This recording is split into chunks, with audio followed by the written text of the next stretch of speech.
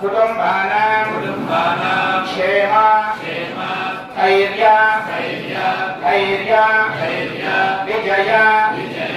अभय आयुः आरोग्य ऐश्वर्य अभिवृद्ध्यर्थं धर्मार्थ काम्य मोक्ष चतुर्विध फल पुरुषार्थ सिद्ध्यर्थं मम शरीरे वर्तमान आवाहित सकल दुर्दोष परिहारार्थं सकल शत्रु निर्मूलनार्थं सर्वविध दुष्टप्रयोग सकल क्षुद्रप्रयोग